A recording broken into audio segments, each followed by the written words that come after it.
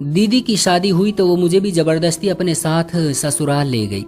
अब मैं दीदी के साथ ही सोती थी क्योंकि उनका पति परदेश में रहता था। हैरत की बात यह थी कि जब भी मेरी आंखें खुलती तो मैं दीदी की सास के साथ लेटी होती और दीदी कहती तुझे नींद में चलने की आदत है, जबकि उनकी सास बेचारी गूंगी थी जो रोज इशारों से मुझे समझाती कि भाग जा यहां से। अब मुझे शक होने लगा। आज रात मैंने दीदी को नशे की गोलियां खिलाकर जल्दी सुला दिया। फिर जो हुआ उसे देखकर तो सर पर आसमान टूट पड़ा। कहते हैं कि शादी वाले दिन दुल्हन का ध्यान सबसे ज्यादा खुद पर या अपने होने वाले पति पर होता है। पर यह अजीब शादी थी और अजीब दुल्हन थी, जहां मेरी बड़ी दीदी को खुद से ज्यादा मेरी फिक्र थी। वो बार बार मुझे कहती कोमल यहाँ बैठो मेरे पास और मेरे साथ ही रहना। दीदी की इस तवज्जो से मैं बहुत खुश हो रही थी क्योंकि दीदी दुल्हन बनकर बहुत प्यारी लग रही थी और मेरे लिए यही सब बहुत खूबसूरत था। इन दिनों मेरी उम्र 15-16 साल थी। मैं दीदी के पास पास ही बैठी हुई थी। देखते ही देखते दीदी की शादी हो गई, मगर दीदी बहुत डरी हुई लग रही थी। फिर विदाई का वक्त आया तो दीदी ने रोना धोना शुरू कर दिया। माँ ने भी जब देखा कि बेटी बहुत रो रही है तो उसे तसल्ली देने लगी, लेकिन विदाई के समय ही दीदी ने एक अजीब फरमाइश कर दी। वो बोली कि माँ मैं ये चौखट तब तक पार नहीं करूंगी जब तक आप कोमल को मेरे साथ नहीं भेजती। ये बात सुनकर सभी हंस पड़े थे। सबने देखा कि दो बहनों में कितना प्यार है, मगर ये तो बात बाद में खुली कि दीदी को मुझसे प्यार नहीं था। खैर आगे चल के बताऊंगी कि दीदी ने ऐसा क्यों किया। मैं सबसे पहले आपको अपनी कहानी सुनाना चाहती हूँ। वो दिन बहुत ही अजीब था जब दीदी मुझे अपने साथ लेकर जाने के लिए माँ की मिन्नतें कर रही थी। सच पूछो तो मुझे भी डर लग रहा था क्योंकि दीदी ने इस बात के लिए जिद ही पकड़ ली थी कि कोमल मेरे साथ ससुराल जाएगी। मैं परेशान हो रही थी। मैं कभी दीदी की तरफ देखती तो कभी माँ की तरफ देखती। हालांकि मुझे भी दीदी से बहुत मोहब्बत थी, पर ऐसा भी नहीं था कि मैं उनके साथ उनकी ससुराल ही चली जाती। वैसे भी मैं ज्यादातर वक्त अपनी माँ के साथ गुजारती थी। मुझे माँ के साथ रहना ज्यादा अच्छा लगता था। लेकिन दीदी का रोना धोना देखकर माँ ने ही मुझसे कहा कि तू अपनी बड़ी बहन के साथ चली जा। मैं दीदी के साथ उनकी बारात में आ गई। दीदी मुझे देखकर बहुत खुश थी। वो कहने लगी कि बस अब तू मेरे साथ रहेगी। मैं समझी कि दीदी शायद इस वक्त विदा होने की वजह से बहुत जज्बाती हो रही है, तो ऐसी बातें कर रही है, वरना तो ऐसा कभी नहीं होता कि दीदी अपनी कुंवारी बहन को अपने साथ रखती। हम लोग उनके ससुराल पहुंचे। दीदी ने मुझे भी अपने जैसे कपड़े पहना रखे थे, यानी यूं कहिए कि मैं भी दुल्हन की तरह लग रही थी, बस मेरी उम्र और कद छोटा था। थोड़ी देर के बाद सब लड़कियां दीदी को एक जगह बैठाकर रस्में करने लगी। दीदी उनकी नई भाभी थी और ये मेरे बहनोई की बहनें थी जो कि मेरी दीदी के साथ बहुत अच्छा व्यवहार कर रही थी। सारी रस्में हुई। रस्मों के बाद दीदी को कमरे में ले जाया गया। कमरे में बैठाकर मैं समझी थी कि अब मेरे जाने की बारी आ गई है, पर ऐसा नहीं हुआ। दीदी ने मुझे अपने कमरे में ही रोक लिया। मैंने कहा दीदी अब तो मुझे जाने दो। मेरी उम्र 15-16 साल ही थी, लेकिन इन मामलों को मैं जानती थी कि पति पत्नी का ये वक्त अकेले में गुजरता है। पर दीदी ने मुझे रोक लिया। वो बोली कि तू नहीं जाएगी, तू यहीं पर मेरे साथ ही रहेगी। मैंने हैरान होकर पूछा दीदी अभी जीजू आते ही होंगे, आप मुझसे यहाँ कैसे रहने को कह सकती हैं। मैंने शरारत भरे लहजे में कहा तू ज्यादा तेज ना बन, जितनी उम्र है इतनी ही बातें किया कर। दीदी ने मुझे डांटने वाले अंदाज में कहा और फिर बोली चल चुपचाप यहीं बैठ जा। मैं वहीं बैठ गई, वरना दीदी का गुस्सा मेरे लिए बहुत बुरा होता। थोड़ी देर ही गुजरी थी कि कमरे के दरवाजे की कुंडी बजी। दरवाजा खोला तो एक आदमी कमरे में आया। दीदी उसे देखकर डर गई। उसने बहुत साधारण से कपड़े पहन रखे थे। लगी नहीं रहा था कि ये दूल्हा था, मगर उसका रोब बहुत ज्यादा था। दीदी ने उसे देखकर नजरें झुका ली। दीदी थर थर कांपने लगी थी। मैं दीदी की यह हालत देखकर समझ नहीं पाई कि ऐसा क्यों हो रहा है। वो आदमी मेरी तरफ देखकर मुस्कुराने लगा, फिर मेरे करीब आया और बेड पर ही बैठ गया और मुझसे बातें करने लगा। बोलो कोमल, क्या तुम यहाँ आकर खुश हो? ये घर तुमको कैसा लगा? उस आदमी की मुस्कुराहट बहुत अजीब सी थी। उसने बड़ी बड़ी मूछें रखी हुई थी।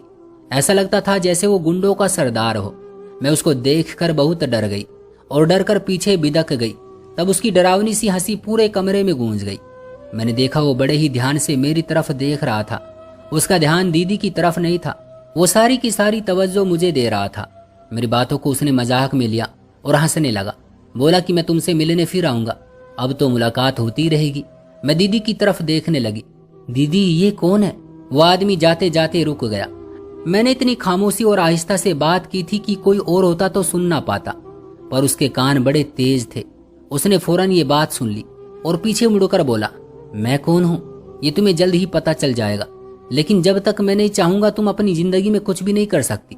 उसकी बात मेरे दिल को लगी। ऐसा लगा जैसे वो मुझे धमका रहा हो। मैं बहुत परेशान हो गई थी। दिल तो चाह रहा था कि मैं फूट फूट कर रोने लगूं, लेकिन दीदी की विदाई अभी अभी हुई थी। मैं उनको परेशान नहीं करना चाहती थी।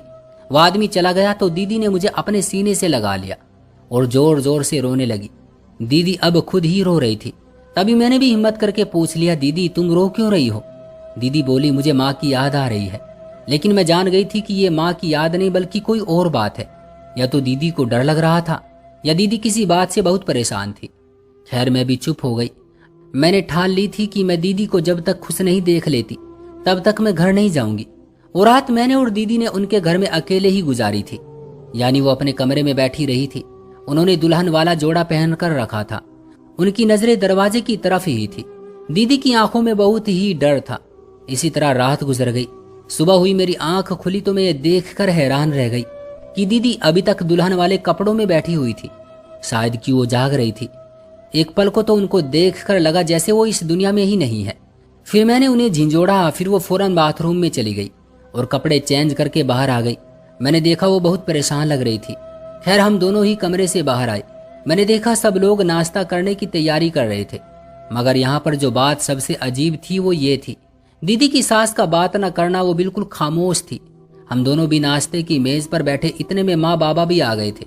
फिर वो भी नाश्ता करने के लिए बैठ गए। नाश्ते के बाद माँ बाबा बोले, हम कोमल को घर ले जाने आए हैं। ऐसा सही नहीं लगता कि ये अपनी बड़ी शादीशुदा बहन के घर ज्यादा दिन रहे। पर दीदी ने माँ बाबा के पांव पकड़ लिए। जब माँ बाबा मुझे लेकर जाने लगे तो दीदी ने अजीब हंगामा मचा दिया। बाबा के पांव पड़ गई और बोली, ऊपर वाले के लिए बाबा मेरा घर तबाह हो जाएगा। अगर आप कोमल को लेकर गए तो मैं कहीं की नहीं रहूंगी। मेरे लिए बहुत बड़ी मुश्किल खड़ी हो जाएगी। बाबा ये बातें सुनकर खुद भी हैरान हुए थे। उनको भी समझ में नहीं आ रहा था कि ये क्या हो रहा है। फिर बाबा ने मुझसे कहा, बेटी तुम शाम को आ जाना। दीदी खामोश हो गई, लेकिन मैं जानती थी कि दीदी मुझे शाम को भी घर नहीं जाने देगी। और फिर ऐसा ही हुआ।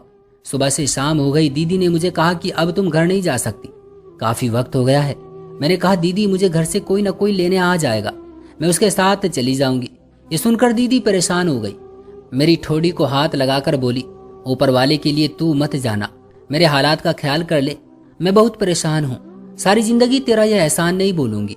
मैं दीदी से पूछती कि दीदी आखिर ऐसी क्या बात है कि मेरे यहाँ से जाने से तुम्हारा घर बर्बाद हो जाएगा।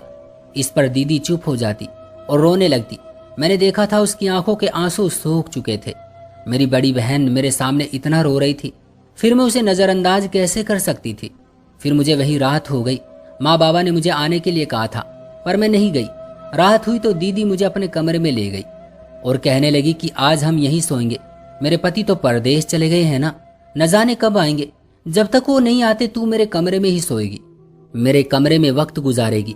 तब तक तू देखना सब कुछ ठीक हो जाएगा। मैं कोशिश कर रही हूँ कि हालात बदल जाएं। दीदी पहेलियां बुझाती रहती और मुझे उनकी बात समझ न आती। खैर मैं चुपचाप सो गई। रात न जाने कैसे गुजरी, पर रात को मुझे महसूस हुआ जैसे मुझे कोई उठा रहा हो।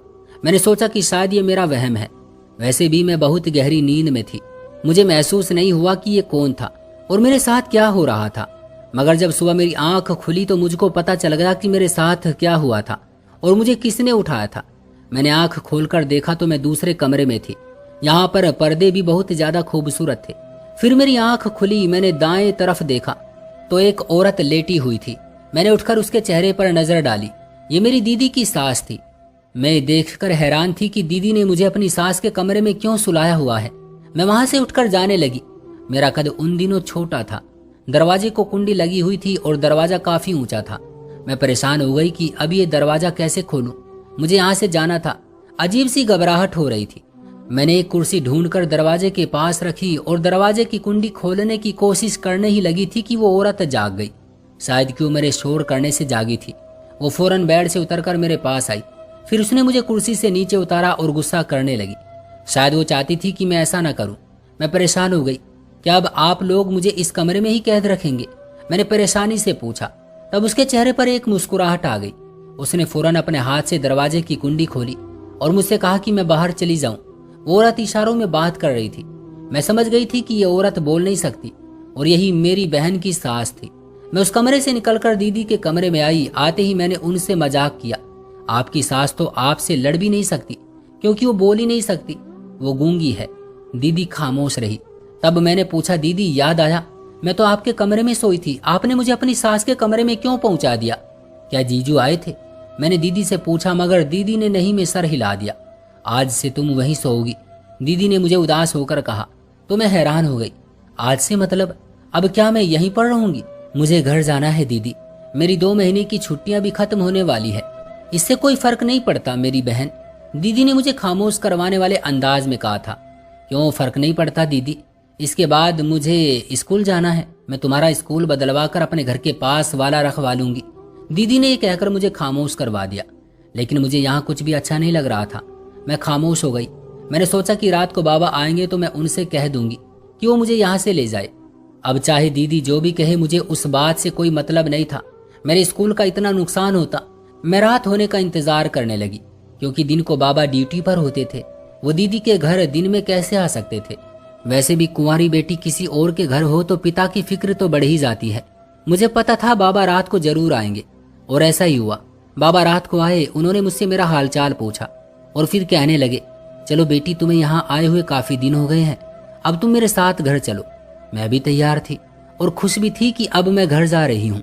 अब दीदी को भी यहाँ कोई गम नहीं था, ना ही वो घर वालों को याद करके रोती, ना उनकी सास जालिम थी। वो तो एक शांत औरत थी, पर फिर भी न जाने क्यों दीदी बहुत डरती थी।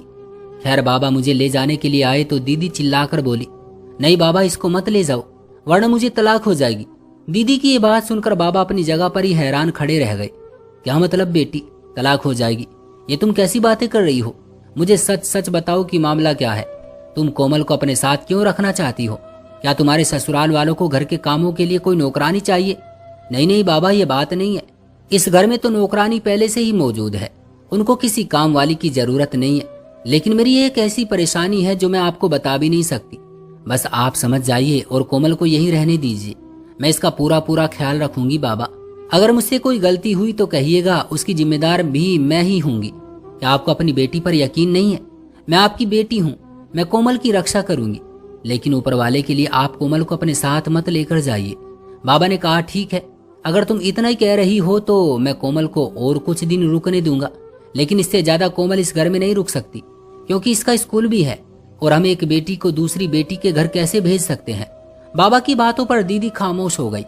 उनके जाने के बाद दीदी मेरी मिन्नतें करने लगी, फिर मेरा हाथ पकड़कर अपने कमरे में ले आई और फिर अलमारी से अपने सारे कीमती जेवर निकाले और उनकी एक पोटली बनाकर मेरे सामने रख दी और बोली, ये ले, ये सब तेरे हैं। अगर तू कहेगी कि मैं इनको बेच दूं तो मैं इन्हें बेच दूंगी। मैं हर चीज, हर सहूलत तुम्हें दूंगी। तुम जिस स्कूल में कहोगी तुम्हें वहीं पर पढ़ाऊंगी, लेकिन ऊपर वाले के लिए मुझे छोड़कर मत जाओ। अब मैं दीदी की इस बात से पक चुकी थी। मैंने सोच लिया कि चलो जैसा भी है चलने दो। मैं आखिर खुद ही ये राज जानकर रहूंगी कि दीदी मुझे यहाँ रखने के लिए इतनी जिद क्यों करती है। अब मैंने खामोशी से इस घर के माहौल को देखना शुरू कर दिया। वो आदमी जो अजीब सी शक्ल का मालिक था, जो मुझे पहले दिन ही दीदी के कमरे में मिला था, वो अक्सर ही हमारे घर आता रहता था, पर इस रात सच में ही बहुत अजीब हुआ था, जिसने न सिर्फ मुझे डरा दिया था बल्कि मेरे सामने आधी हकीकत भी खोल दी। मैं दीदी के कमरे में सोई तो तभी मुझे लगा जैसे कोई आहिस्ता आहिस्ता कुंडी बजा रहा है। वैसे तो दीदी मुझे कुछ न कुछ खिलाकर सुला देती थी। मुझे ऐसा लगता जैसे मैं नींद में होती तो मुझे उठाकर दीदी अपनी सास के कमरे में ले जाती, पर आज मैं भूखे पेट थी। मैंने पानी पीकर गुजारा किया था, इसलिए कि मेरी तबीयत खराब थी। मैं कुछ और खाना पीना नहीं चाहती थी। तभी मैंने देखा कमरे के दरवाजे पर कुंडी बज रही है। आवाज हल्की सी थी, जैसे किसी को सावधान करने के लिए कुंडी बजाई जा रही हो। तभी मुझे दीदी ने अपने बाजू में उठाया और दरवाजा खोलकर दूसरे कमरे में जाने लगी। मेरी आंखें नींद से बोझल थी। दीदी मुझे अपनी सास के कमरे में लेकर गई। तभी मैंने भी आंखें खोल दी। मैं इधर उधर देखने लगी। दीदी मुझे देखकर घबरा गई। कोमल, तू सोई नहीं? दीदी, मैं कैसे सोती? आप रोज ही मुझे अपने कमरे से निकाल कर यहाँ ले आती हो। मुझे इस कमरे में नींद नहीं आती। मैं रोने लगी। दीदी ने मुझे तसल्ली दी और बोली, तू यहीं रुक, कुछ भी नहीं होता। मगर इससे पहले कि दीदी कुछ और कहती, दीदी की सास ने हंगामा मचा दिया। वो इशारों ही इशारों में मुझे ये कहने की कोशिश कर रही थी कि तुम यहाँ से चली जाओ, वरना बहुत नुकसान होगा। अब तक यहाँ रहते रहते मैं उनकी लैंग्वेज समझने लगी थी, सो मैं भी डर गई। मैंने दीदी से कहा कि आपकी सास ऐसा क्यों कर रही है? तब दीदी का रंग पीला पड़ गया। दीदी मुझे उसी वक्त कमरे से लेकर बाहर आई और बोली, मैं तुझे माँ के घर ले चलती हूँ। दीदी, रात के 11 बज रहे हैं, तुम मुझे कहाँ लेकर जाओगी? नहीं कोमल, ये बहुत जरूरी है। अब मुझ पर चाहे जो भी बीते, पर मैं तुझे यहाँ नहीं रहने दूंगी। मेरा दिल इस बात पर तैयार नहीं होता। तभी एक रिक्शा वाला वहां से गुजरा। दीदी ने उसे रोका और मेरे रोकते रोकते दीदी रिक्शे में बैठ गई। उस तरह हम लोग फौरन माँ के घर पहुंचे। दीदी ने मुझे माँ के हवाले किया और बोली, मुझे अभी वापस जाना होगा। बाबा बोले, तुम रात के इस वक्त एक तो अकेले आने की गलती कर चुकी हो, अब जाने की गलती मत करना, वरना मुझसे बुरा कोई नहीं होगा। फिर बाबा ने दीदी को खुद ही उनके घर पहुंचाने का बंदोबस्त किया। बाबा ने अपनी मोटरसाइकिल निकाली और दीदी को उनके ससुराल ले गए। उसके बाद मैं नहीं जानती कि क्या हुआ। दीदी अपने घर में रहने लगी। मैं अपने घर में अपने स्कूल में बिजी हो गई। दीदी की कभी न कभी कॉल आती रहती थी, पर दीदी एक बात का ख्याल जरूर रखती कि मैं किसी लड़की से बात न करूं। मैं हमेशा ही उनसे पूरे दिन की बात शेयर करती। दीदी मुझसे ये बात बहुत कुरेद कुरेद कर पूछती कि कहीं मैंने किसी लड़के में दिलचस्पी लेना तो नहीं शुरू कर दी। मैं हमेशा नहीं में जवाब देती, लेकिन दीदी को यकीन नहीं आता था कि फिर वो दिन आ गया जिस दिन दीदी के सारे ड्रामे की हकीकत खुलकर सामने आ गई। हुआ यूं कि जब मैंने मैट्रिक पूरा कर लिया तो दीदी अपने देवर का रिश्ता लेकर हमारे घर आ गई। वो बोली कि मैं कोमल को अपनी देवरानी बनाऊंगी, पर दीदी का देवर मैंने अभी तक नहीं देखा था, इसलिए मैं खामोश रही। माँ बाबा ने भी कहा, अगर लड़का पढ़ा लिखा है हमें कोई ऐतराज नहीं। मेरी उम्र उन दिनों 17-18 साल थी, जबकि लड़का 28 साल का हो चुका था। मुझे फर्क बहुत ज्यादा लग रहा था। मैं हरगिज भी इस आदमी से शादी नहीं करना चाहती थी, लेकिन माँ बाबा ने मेरी शादी के लिए हामी भर दी। दीदी तो खुशी के मारे फूले नहीं समा रही थी। फिर मैंने शादी से मना कर दिया, कहा कि मैं ऐसे आदमी से शादी नहीं करूंगी जो मुझसे उम्र में इतना बड़ा हो। तब दीदी ने एक बार फिर माँ बाबा से कहना शुरू कर दिया कि अगर कोमल की शादी मेरे देवर से नहीं हुई तो मुझको भी तलाक हो जाएगी। माँ बाबा हैरान थे कि आखिर हर बार ही तलाक की बात का आखिर कोमल से ही संबंध क्यों होता है। तब दीदी ने जो बात बताई उसने हम सबके होश उड़ा दिए। दीदी बोली कि इस घर में मेरे रिश्ते के लिए तो कभी कोशिश नहीं की गई थी, हर कोई अपनी ही धुन में था। मुझे भी पता था कि आप लोग मेरी शादी अच्छी जगह पर नहीं करेंगे, किसी गरीब आदमी के हाथों मुझे अपनी जिंदगी बर्बाद करने के लिए छोड़ देंगे। उन्हीं दिनों मैं कोमल के स्कूल जाती थी। मैंने देखा एक लड़का कोमल में बहुत दिलचस्पी ले रहा था, इतनी कि वो उसके पीछे पागल हुआ पड़ा था। मैंने उससे बात की, वो मेरी मिन्नतें करने लगा कि मैं किसी तरह उसकी कोमल से बात करवा दूं। मैंने उससे कहा कि बात को छोड़ दो, अगर तुम शादी करना चाहते हो तो बताओ। वो खुश हो गया, बोला कि ये तो बहुत अच्छी बात हो जाएगी, मैं उससे हर कीमत पर शादी करना चाहता हूँ। मैंने कहा ये शादी इतनी आसानी से नहीं होगी, पहले मेरी शादी होगी, उसके बाद ही तुम उस लड़की से शादी कर सकते हो, क्योंकि ये मेरी बहन है। वह हैरानी से मुझे देखने लगा और फिर बोला कि तुम जो कहोगी मैं वही करूंगा। मैंने कहा पहले तुम अपने ही खानदान में किसी अच्छे लड़के से मेरी शादी करवा दो, उसके बाद मैं तुम्हारी शादी अपनी बहन से कर दूंगी।